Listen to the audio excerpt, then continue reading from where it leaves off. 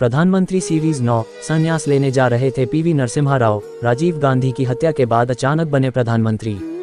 PV Narasimha Rao. Rajiv Gandhi की हत्या के बाद सोनिया गांधी ने पीवी नरसिम्हा राव को चुना और उन्होंने पीएम पद संभाला।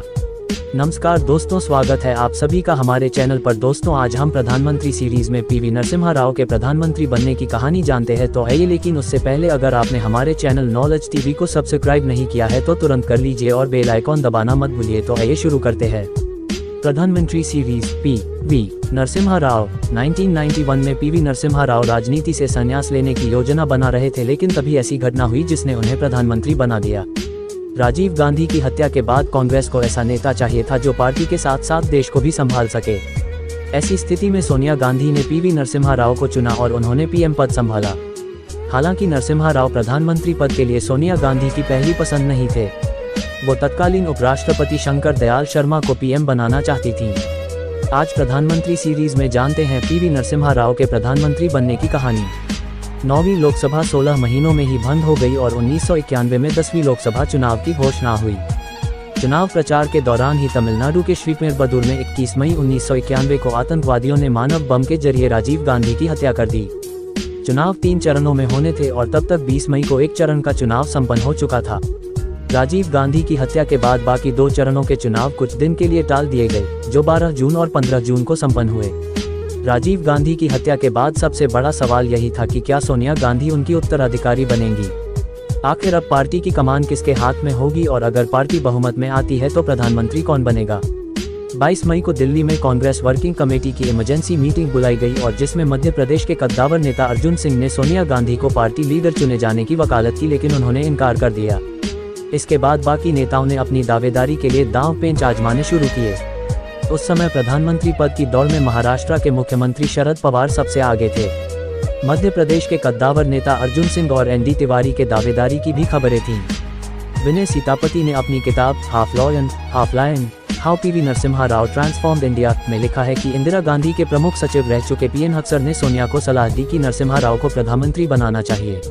उस साल PV Narasimha Rao public life से रिटायर होने की योजना बना रहे थे।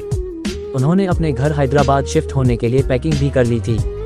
राजीव गांधी की हत्या के तुरंत बाद जब बीबीसी ने नरसिम्हा राव को फोन किया और पूछा कि अगर उन्हें पार्टी की बागडोर संभालने के लिए कहा गया तो क्या करेंगे। इस सवाल पर उन्होंने कहा था, यह तो कांग्रेस कार्य समिति पर है, वो जो भी जिम्मेदारी दे। इसके बाद से ही पीवी नरसिम्हा राव की दावेदारी की भी खबरें हर तरफ छा गईं।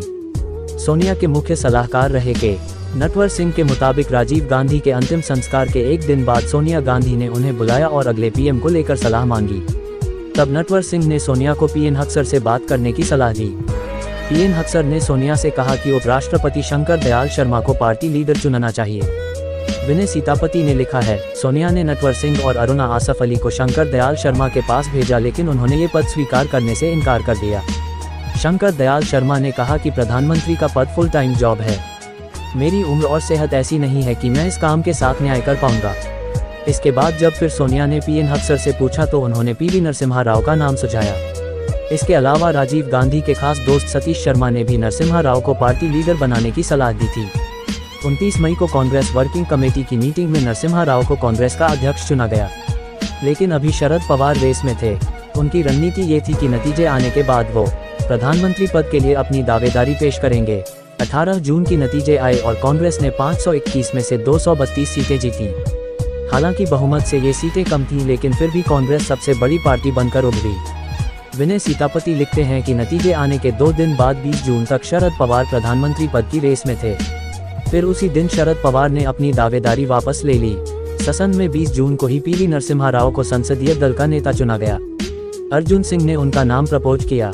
उस समय ये भी कहा गया कि जब तक सोनिया पार्टी की कमान अपने हाथों में लेने के बारे में नहीं सोच लेती तब तक ही राव प्रधानमंत्री हैं। सुब्रमण्यम स्वामी ने तो तब ये भी कह दिया था कि सोनिया को पता है कि राव का कुछ दिनों में निधन हो जाएगा और तब वो टेक ओवर कर लेंगी। 21 जून को पीवी नरसिम्हा राव ने प्रधानमंत्री पद की शपथ ली। वो 16 मई 1996 तक इस पद पर रहे। उनकी कैबिनेट में शरद पवार रक्षा मंत्री बने, डॉक्टर मनमोहन सिंह को वित्त मंत्री बनाया गया और अर्जुन सिंह को मानव संसाधन विकास मंत्रालय मिला। नरसिम्हा राव ने उस साल लोकसभा चुनाव भी नहीं लड़ा था। बाद में वो आंध्र प्रदेश की नांदयाल सीट से उपचुनाव लड़े और जीते। प्रधानमंत्री बनने के बाद सोनिया गांधी और नरसिम्हा राव के रिश्ते ठीक नहीं रहे। ऐसा कहा जाता है कि सोनिया गांधी को राव से जैसी उम्मीदें थे वो उन पर खरे नहीं उतरे।